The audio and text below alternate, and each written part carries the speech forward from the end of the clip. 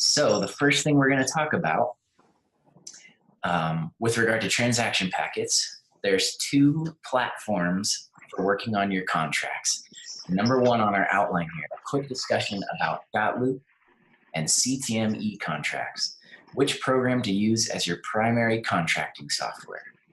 And so I always like to start this class by saying you can use either platform, CTM or DotLoop, but we do ask you to learn the basics of DotLoop as we will submit all your files to our compliance team using DotLoop. So it's important to know the basics. But it's up to you to decide which program you want to use to draft your contracts. And so Janet, you're probably a little familiar with both platforms. Jenny, you might be new to this both platforms. So we're going to talk about the advantages and disadvantages. So starting off with CTM, the advantages and disadvantages. Number one, 90% of agents in Colorado use CTM. That's the biggest advantage, and that's why most people use it to draft their contracts. Rolling into number two there, sharing documents with CTM users is quick and easy. If you're completing a transaction and the other agent on the other side of that transaction is also using CTM, you just have to press a button and that contract will pretty much show up in their CTM account. It's very easy to share documents between CTM users. Moving on to a disadvantage, if I had to think of a disadvantage with CTM, I personally think it's kind of boring. It's black and white, and there's no animations. It's very contract-esque, if you will. So not a big deal to most people, but that is important to me. I like to see animation and color and things like that. So not a big deal there.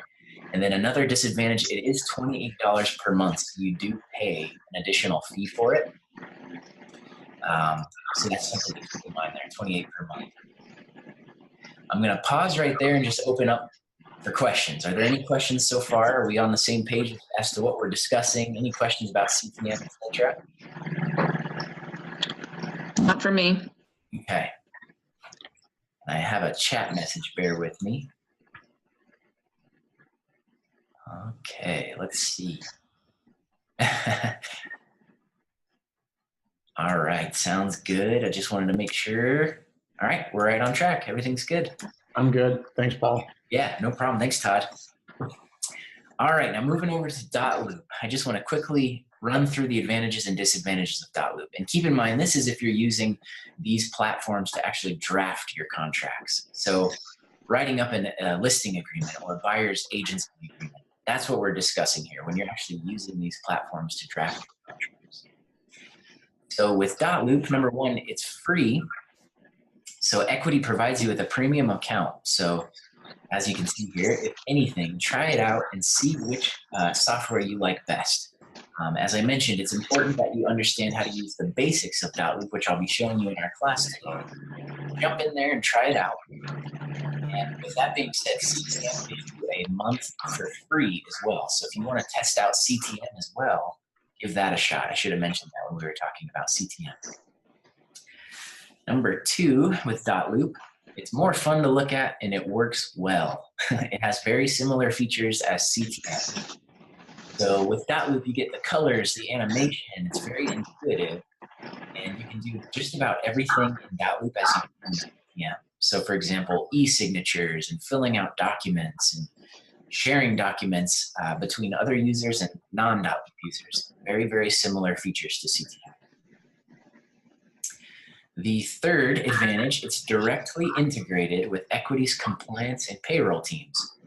So this is the number one reason why we give you a free DotLoop account, because on the back end, our compliance team is actually using DotLoop to communicate with you, to store all your files, and therefore that's why you have to submit everything through DotLoop. That's why we ask you to learn the basics. We'll get into that process here shortly. And the number one talking point here, number four, it is more difficult to share documents from DotLoop with CTM users. So there is just a little bit more of a process involved if you are using DotLoop and the other agents on the other side of that transaction. So it's not that complicated, and you'll see in parentheses, it says what's easiest for you. And the reason we put that in there, at the end of the day, If you are writing an offer on a property, your offer is what's going to stand out to that other agent. They will figure out a way to accept your offer over DotLoop if it's a strong offer. So that's why it's worth noting that it's a little bit difficult to share documents with CTM users, but we want you guys to use what's used for you. And we'll talk about that in more detail. And number 5, kind of to further elaborate on that last bullet point here, some agents don't want to learn a new program mid-transaction. What that means, we've been seeing in some, on the MLS, when there's a new listing, you're scrolling through all the details, there's those broker remarks. So if you're looking at a listing, you'll see some broker remarks. And there are listing agents who are actually putting in there, listing agent is a CTM user only. They will not even consider offers from other platforms. And that's a whole nother discussion as to the disservice that they're providing their sellers. But again, that is the reality that you guys are up against out there. And so that's why I almost think that it's best to get to know both platforms. So if you do run into a property out there, you have all your tools and systems ready for CTM, but you also know DotLoop as well.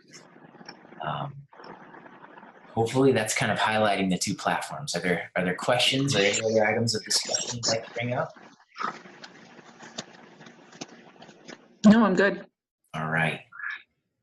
Perfect. And Jenny, I don't see any chat, so that's good. I'm assuming that you're all set and you're ready to roll.